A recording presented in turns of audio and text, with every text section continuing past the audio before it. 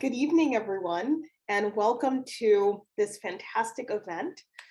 Thank you for joining us and celebrating the publication of a fantastic book by Mike Amezcua, my colleague and friend, Making Mexican Chicago, From Postwar Settlement to the Age of Gentrification, from the University of Chicago Press.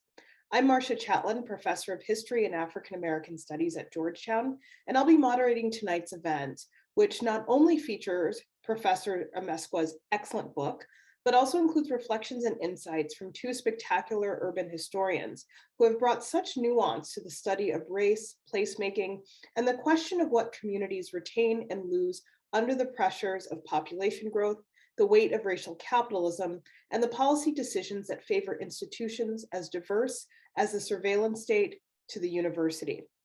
In many ways, Making Mexican Chicago is a tribute to the scholarship of our two guests, who have studied Mexican-American communities and the Windy City.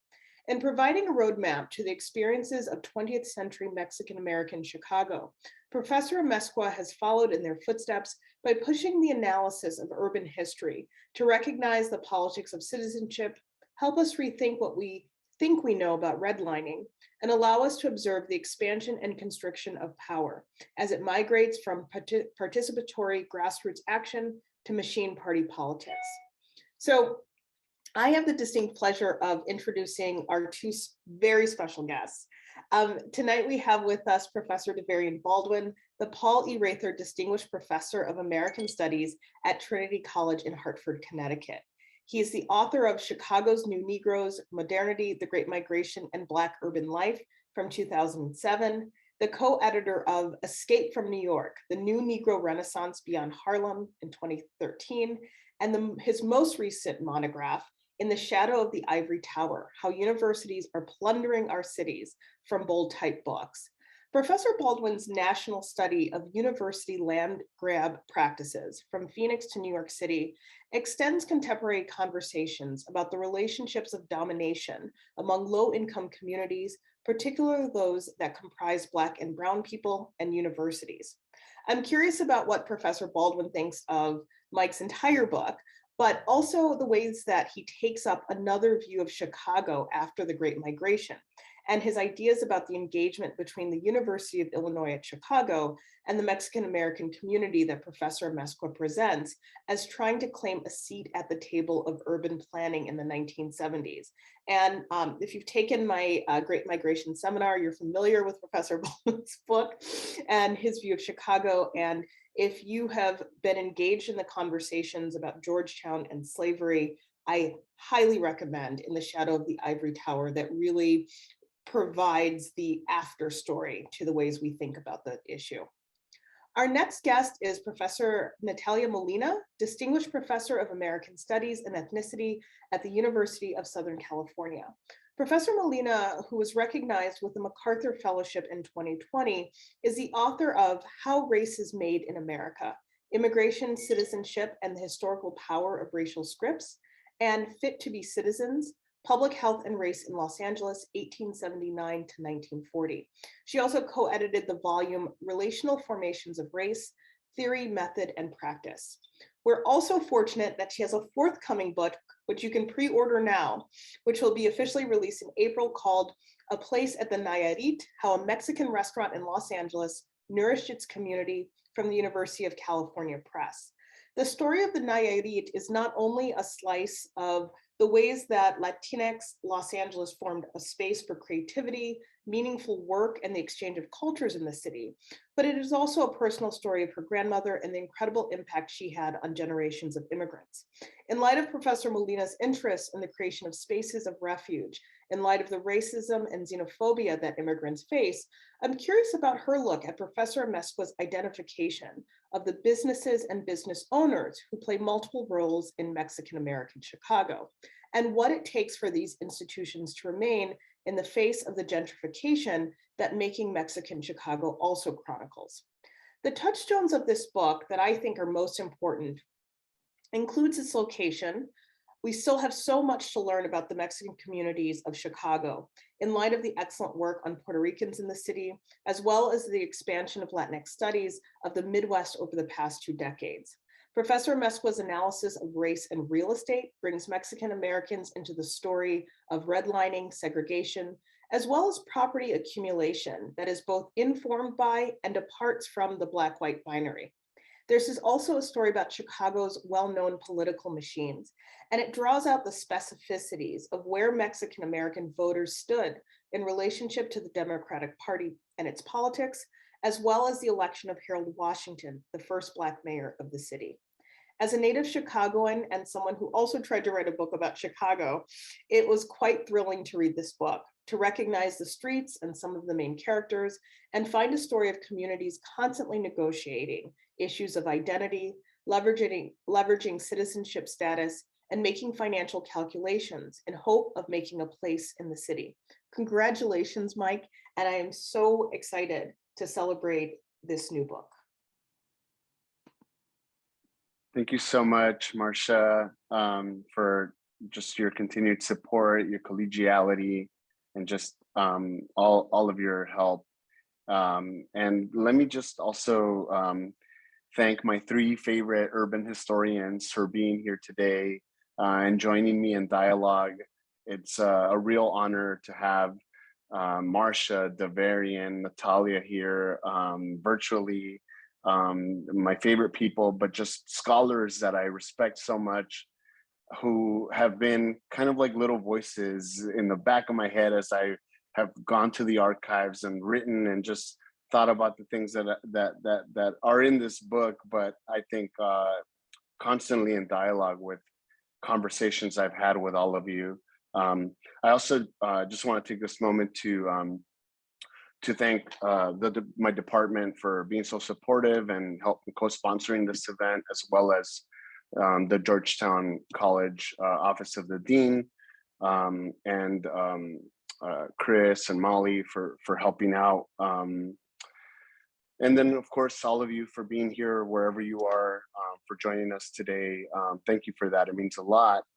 What can I say? I mean, I'm both excited and very anxious that this book is out, because I'm just dying to know what people think of it.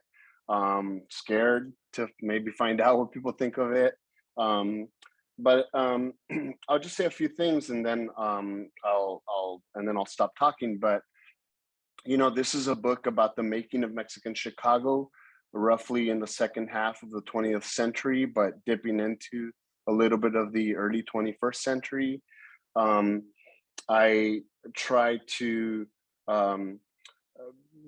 bring readers back to familiar topics in urban American history, topics like urban renewal, like segregation, housing inequality, political disenfranchisement, but I try to do it centering the lives of Mexican immigrants, Mexican Americans, Latinos, people that would have been deemed at times illegalized or made kind of perpetually foreign, and how those folks moved about and navigated these familiar episodes, but we don't know enough about how they navigated many of these processes that have shaped the American metropolis, and in particular Chicago.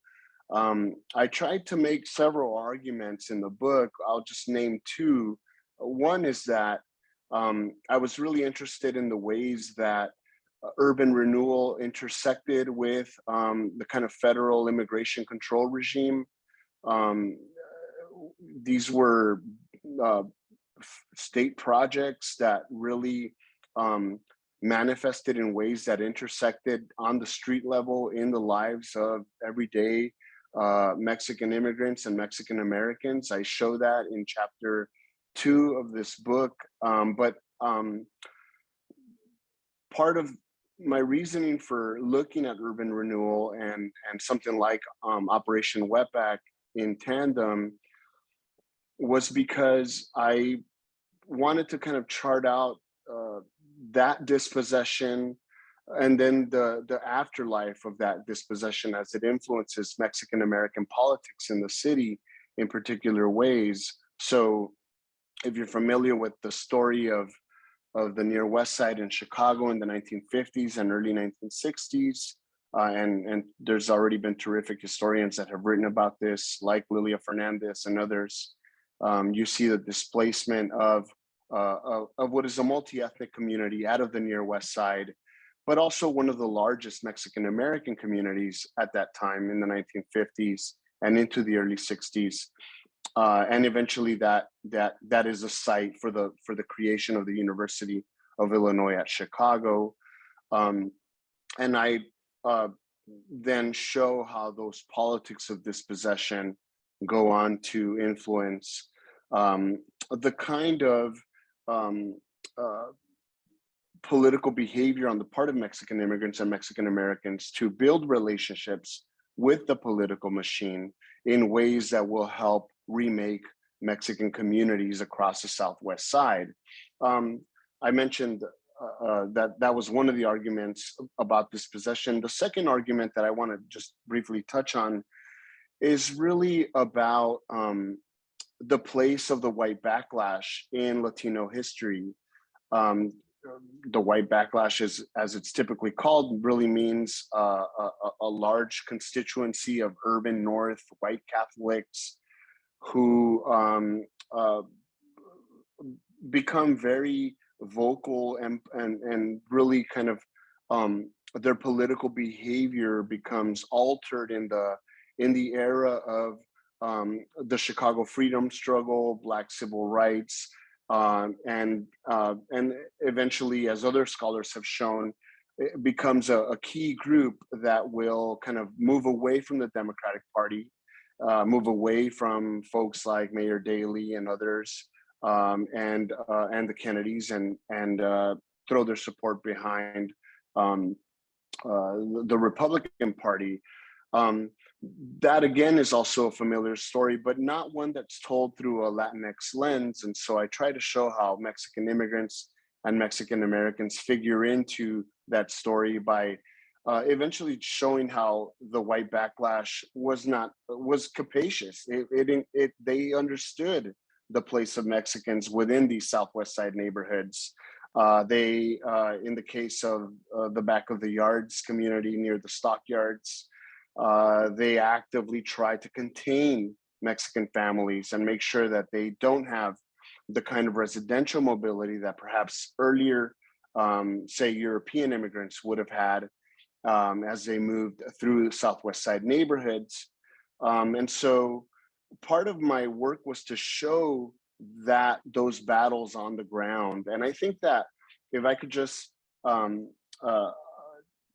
mention a few of my influences here, I really appreciated how Black Chicago is written about by scholars like Marcia, Chatelain, and Davarian, Baldwin in ways that at times get us down to the street level to show us how the Great Migration is being shaped by people on the ground, but how it's also shaping people on the ground. So, I think of 47th Street. When I think of Davarian's early work, I can't help but think of like the stroll in 47th Street and how it becomes the street where African Americans have built a particular kind of intellectual framework and orientation around the city.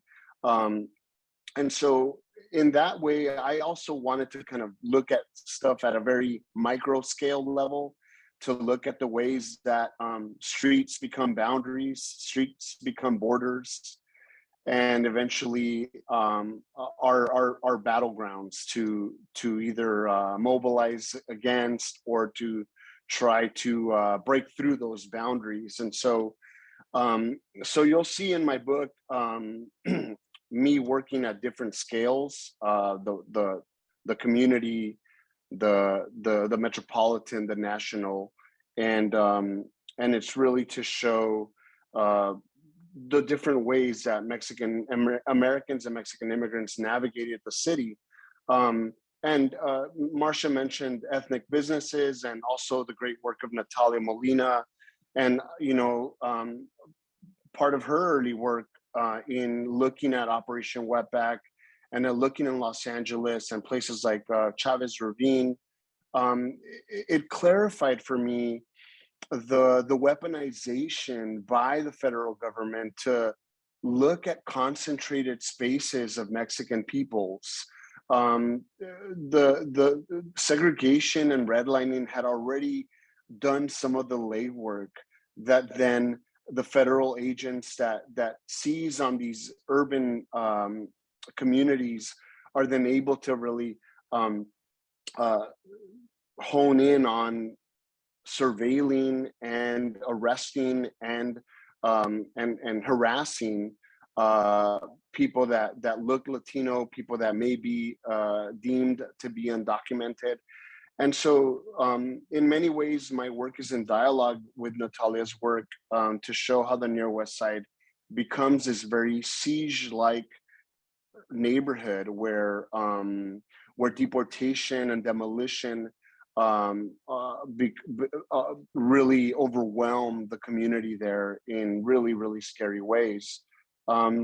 Ultimately, I think the book, and I'll just end with this, is a struggle to make a sanctuary out of Chicago, to essentially make a sanctuary out of metropolitan spaces of Chicago, where Mexican Americans try to remake the city one neighborhood at a time. So they move to the outer belt of the city limits.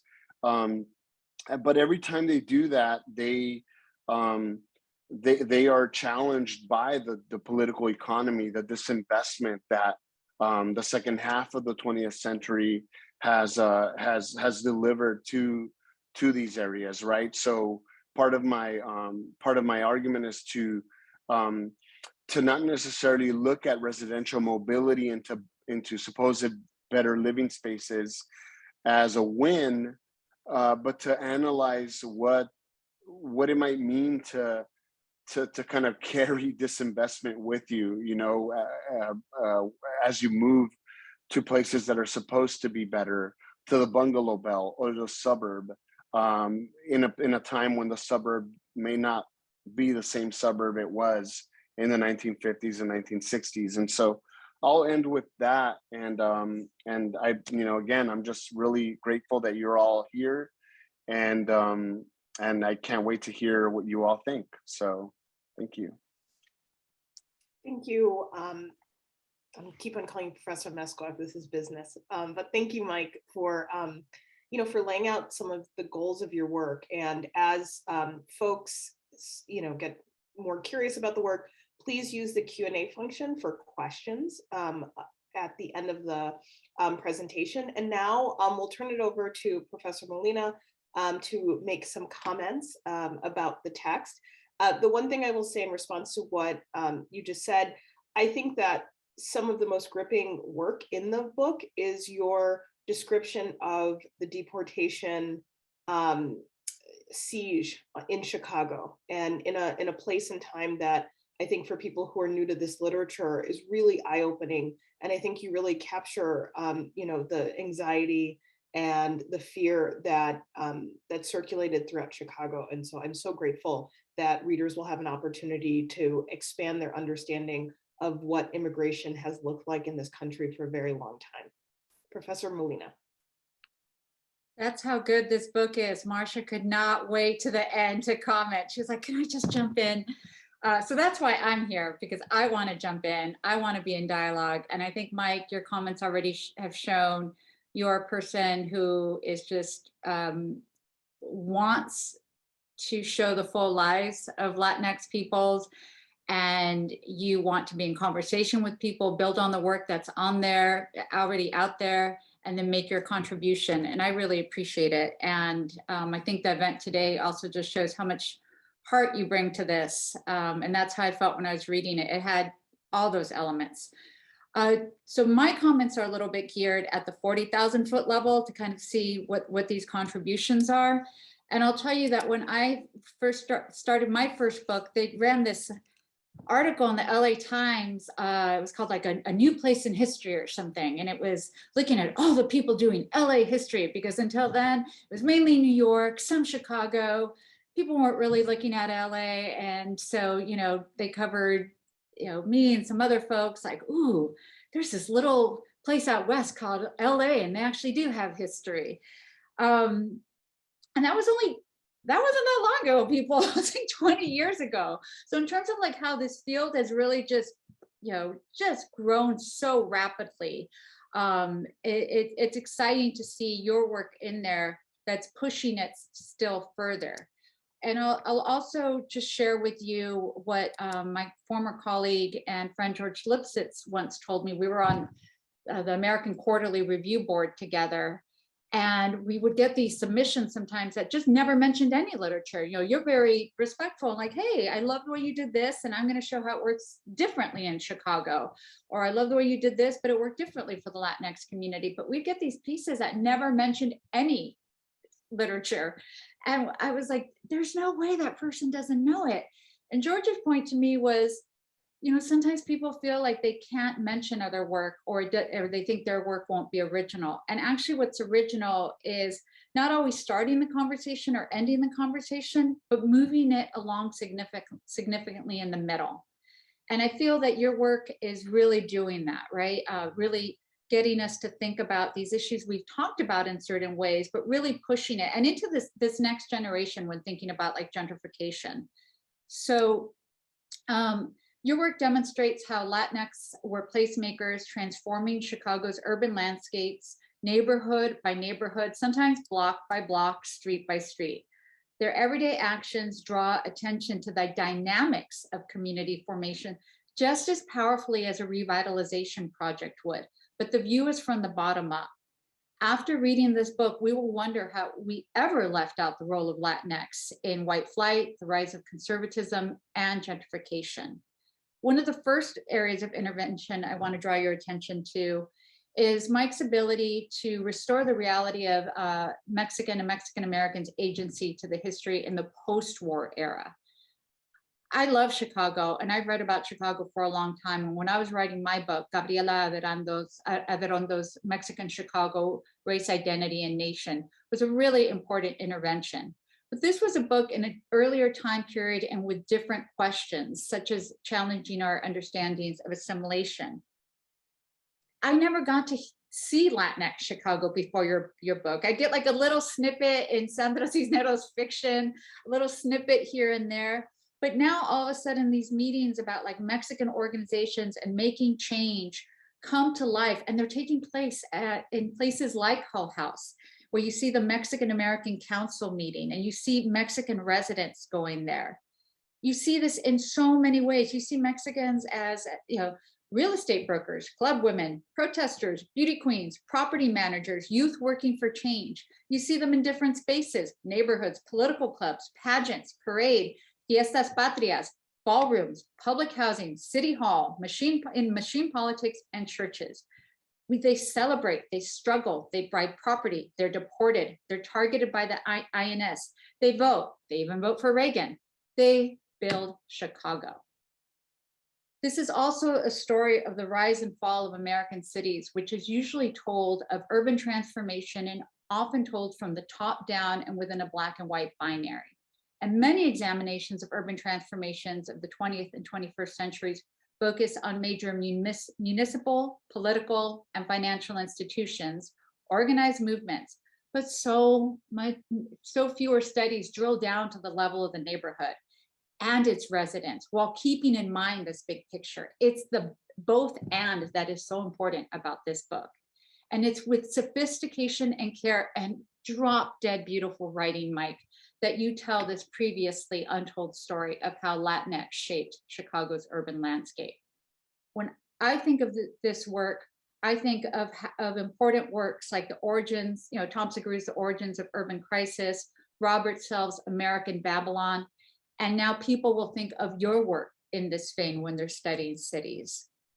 I also think, and I mentioned this book so many times because it was my one go-to book.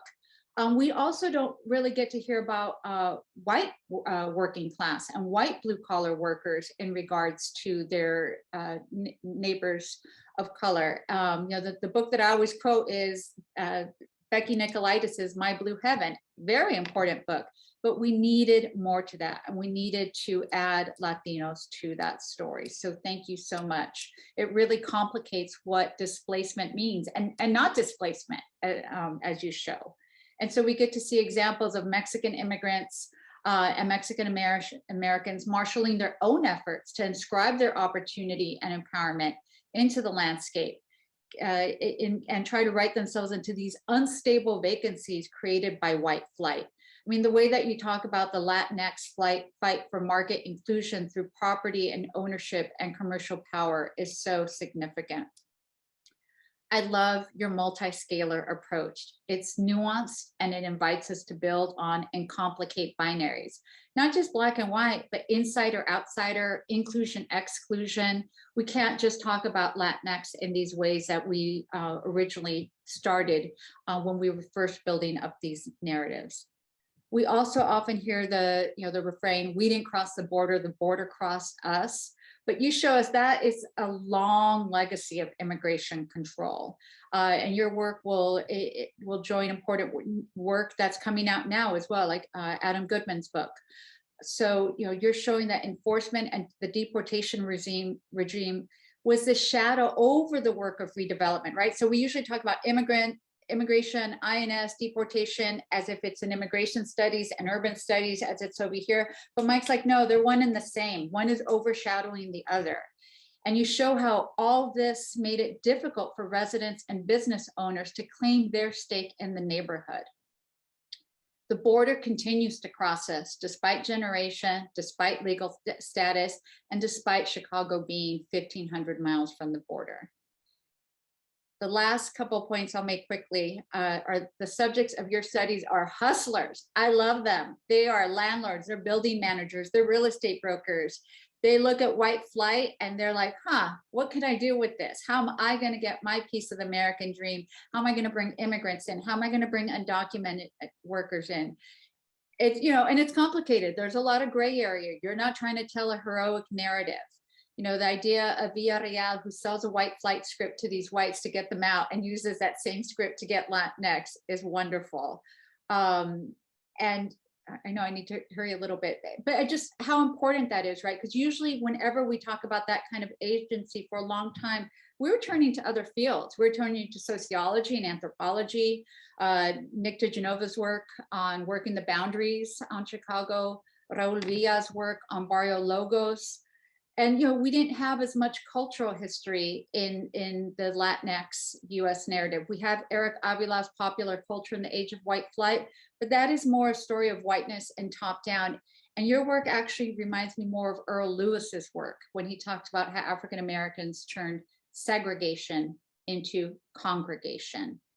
And while you are a social historian, cultural historian, urban historian marrying policy and community history, I love those little pieces of you that you couldn't help but keep out, the beauty pageants, the punk, and other ways in which the story is autobiographical. I had already written, about the struggles and hustlers, and then I turned to the book copy because I'd had the PDFs before, and there's the inscription you make to your parents, where you talk about, their memory of their hustle and struggles in the city. That's in there, Mike. This honors them very much. So in closing, I've been thinking about Joan Didion and looking over her work, and I'll quote something from the White Album, which says, "A place belongs forever to whoever claims it hardest, remembers it most obsessively, wrenches it from itself, shapes it, renders it, loves it so radically that he remakes it, she remakes it, they remake it in their own image." Mike, you've beautifully done this for Chicago, and you've shown us why Chicago belongs to Latinx and to all of us, and that this is a book we want to belong to us forever.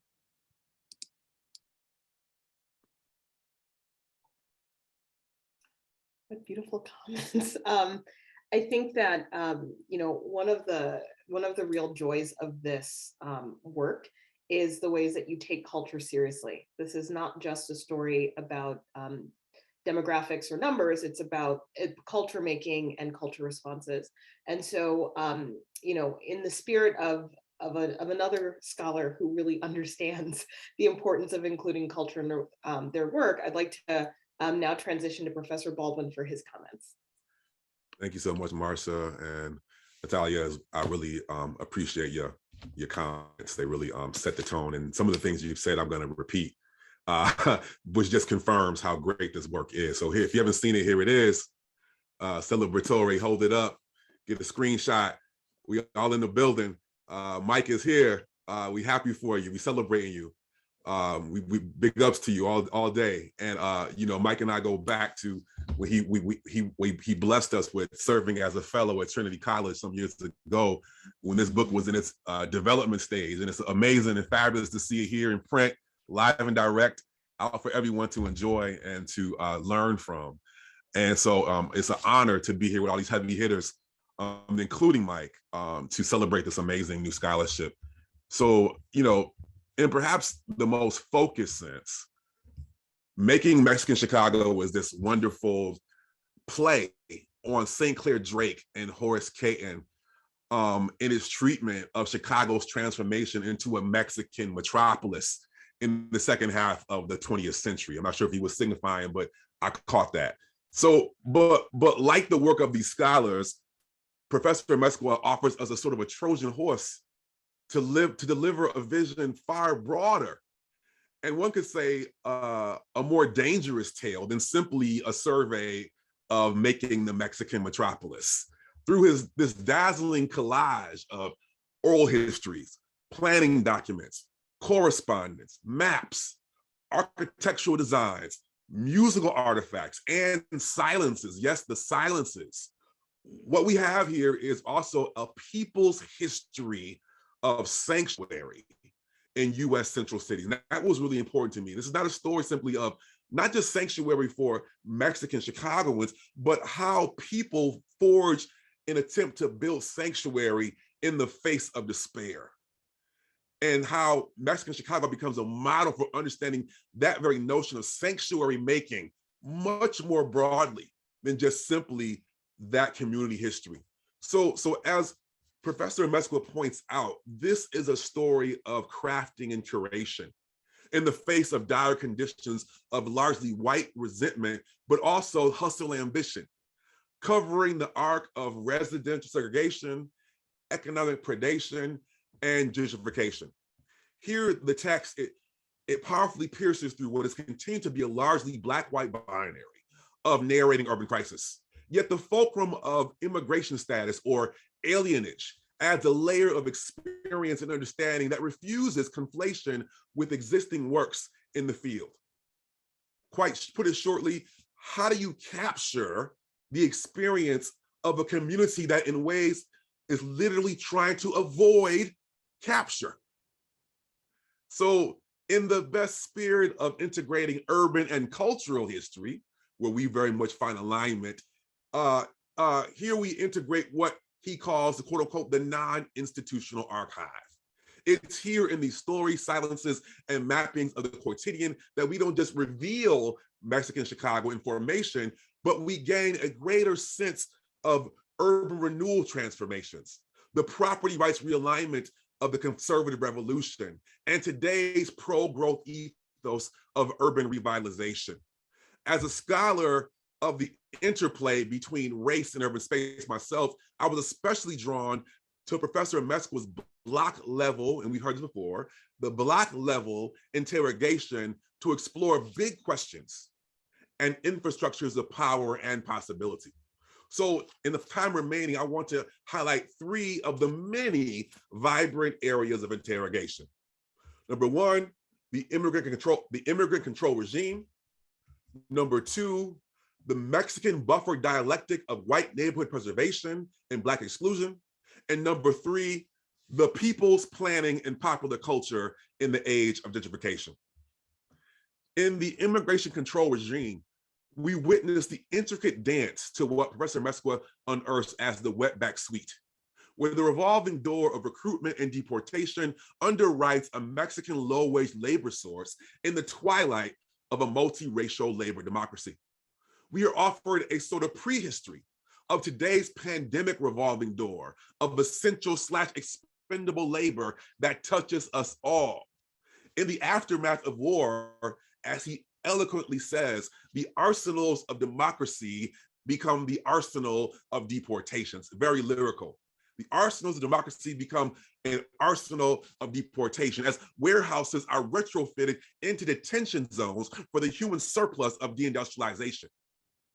As Professor Amezcua shows, these building blocks for the military-industrial complex are underwritten by the re-envisioning of the American city as a staging site for Cold War immigration. So today's cages on the border were foreshadowed through the reimagining of factory architecture into Cold War cages in the post-war Central City. Ultimately, the immigration control regime complemented the urban renewal apparatus in the double-barrel shot of land clearance and neighborhood seizure in ways that complicate even the most critical narrations of post-war urban crisis. Here, alienage adds additional layers of spatial management to the racialized articulations of blight and subsequent banishment. Professor Amezcua then offers us a deft unbraiding of white neighborhood conservation for those who could not or did not desire to take flight. Block level projects of segregation were articulated through a northern liberalism of private means, as he says. Here, the spatial inclusion and containment of Mexican Chicagoans again defied frameworks designed to understand Black-white conflict. White residents in the back of the yards neighborhoods invested in what Professor Amezcua describes as, quote, innovative segregationist techniques, where the inclusion of Mexican enclaves were deployed to create a buffer or blockade between white communities and Black encroachment.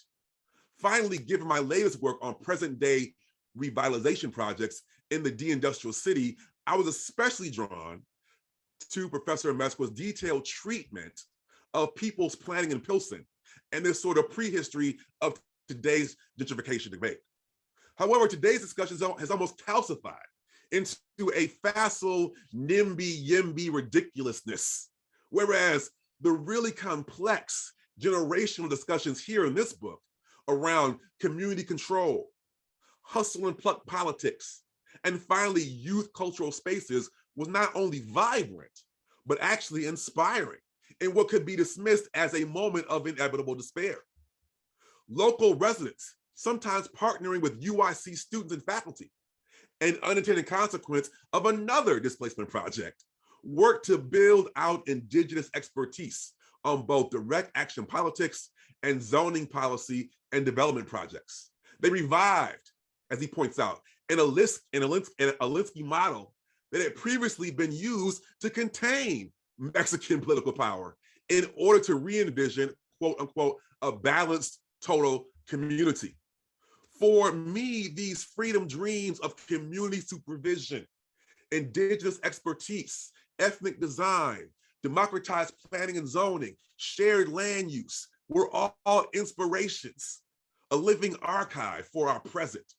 Now, of course, we could deploy a flat understanding of success and failure to question the relevance of this work in the shadows of today's seemingly unstoppable bulldozer of gentrification. But Professor Amezcua also details how the full force of coercion and cronyism, combined with a Mexican merchant and homeowner populism, was all required in order to undermine the power of the people's planning momentum. So in the ashes of possibility, disaffected youth picked up the broken bricks of a dystopian deindustrial landscape to become their own creative class of househeads, punks, and new wavers, but were constrained by narratives both in and out of the community of family values and juvenile delinquency. Professor Amezcua sort of offers this portrait of Pilsen popular culture as a lost opportunity for a political coalition of the local Chicago's wretched of the earth.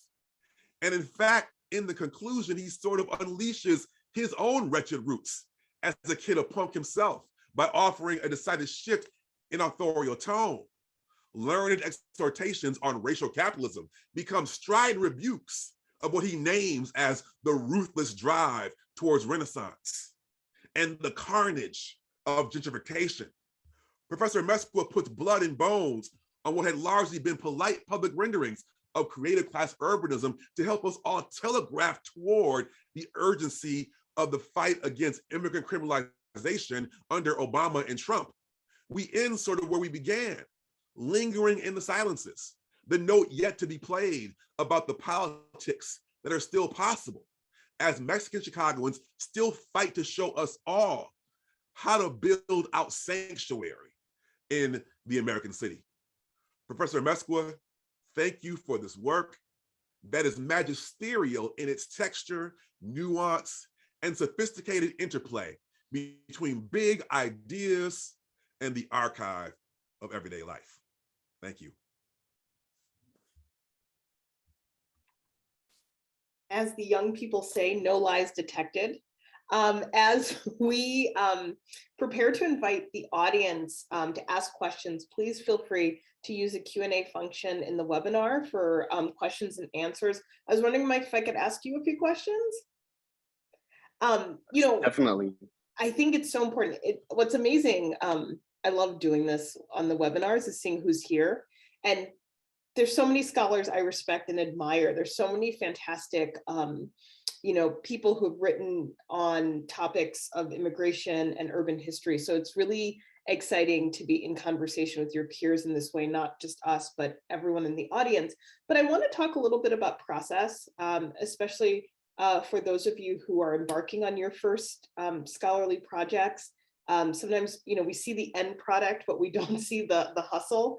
And so could you tell us a little bit about, first, your decision to focus on Chicago as a native of Los Angeles, and, the types of source material that you initially thought you would encounter and where that took you? Yes, thank you for that. I'm still just blown away by Natalia and Davarian's comments, so they're simmering on my mind. But as an Angelino, yeah, I mean, this was not what I set out to do initially when I arrived to graduate school to work just on what I thought was going to be Los Angeles. I studied with Eric Avila as an undergrad, and so LA was on my mind. I grew up with stories from my mother about my grandmother, who was born in Chicago, and so Chicago was a place I did not know very well.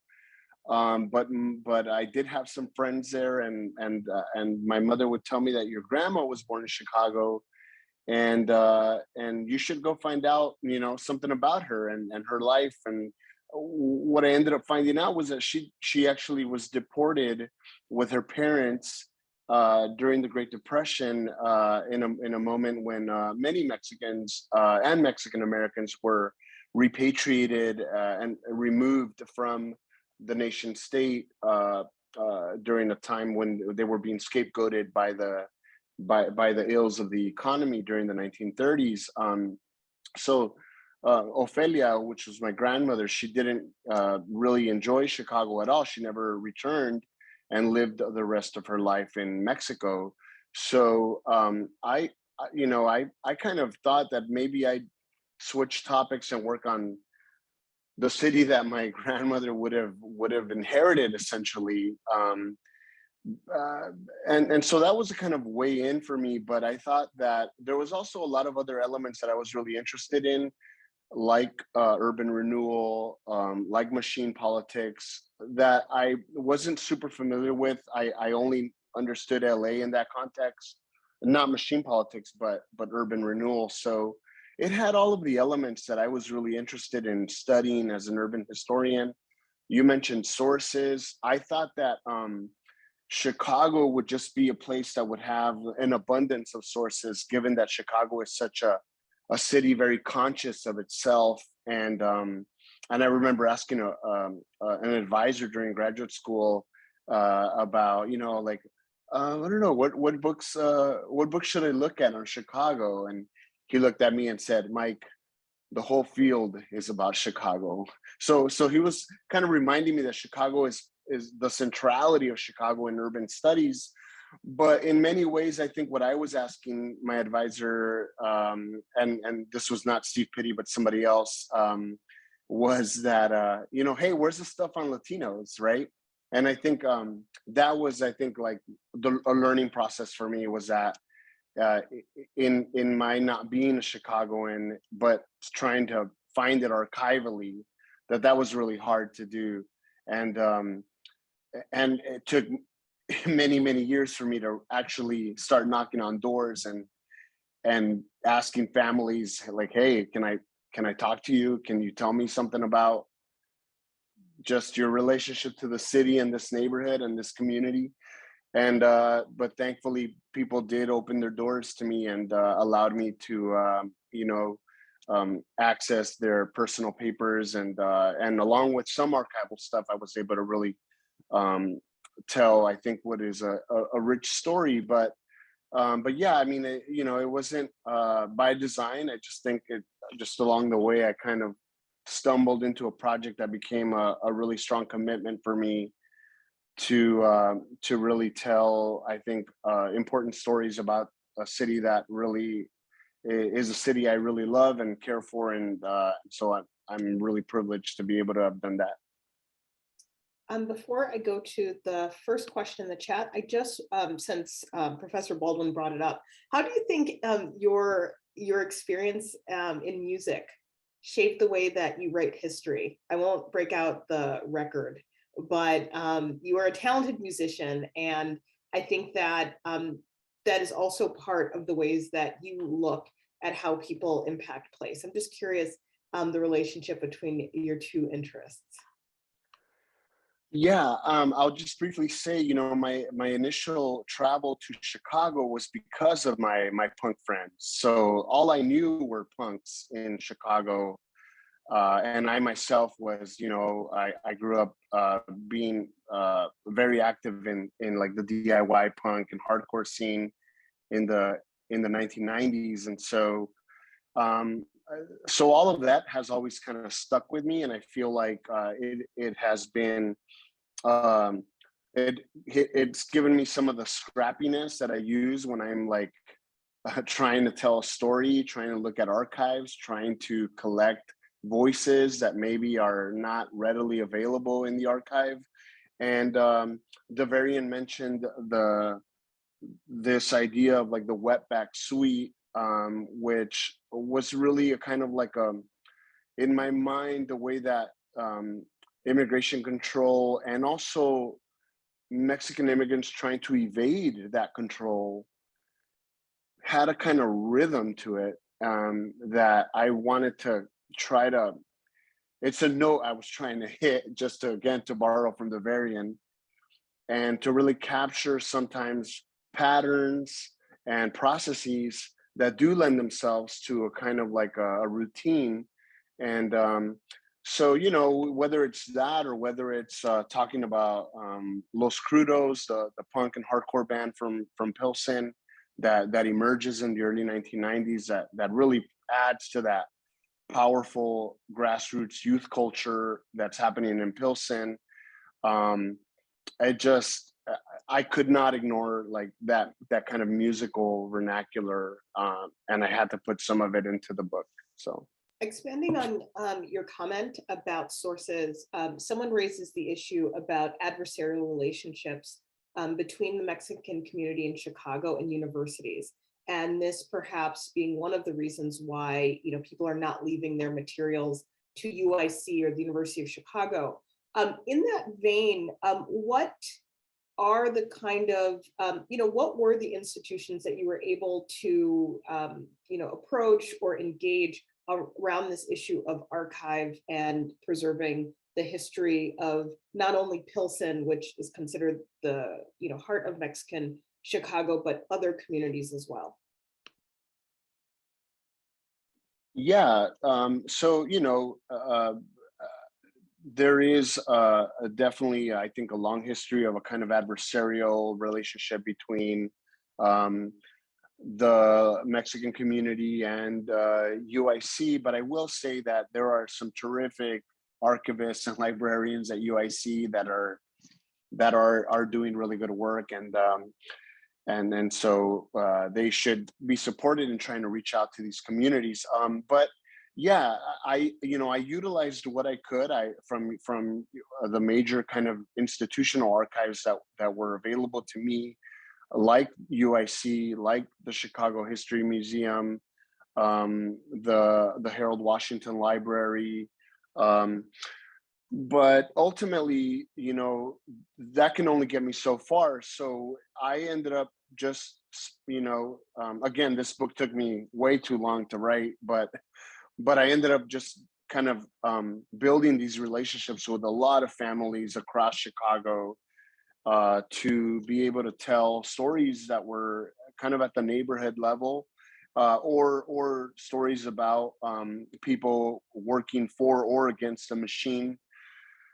And to get back to archives, I think that yeah, there's an opportunity right now, today, to, if you're part of these big institutions in Chicago, to build or rebuild your relationship to Latinx communities, and show that you want to collect in a way that is, in dialogue and in partnership with community members, not just extractive, but actually like building a relationship there.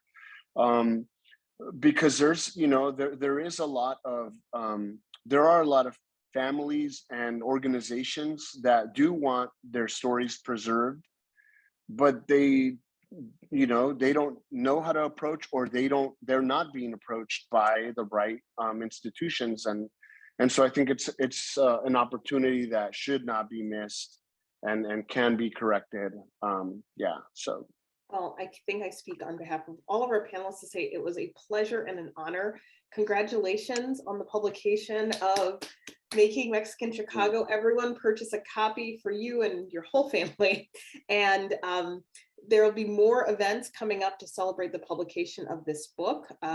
Follow Mike on Twitter for more information. And with that, good night, folks. Good night.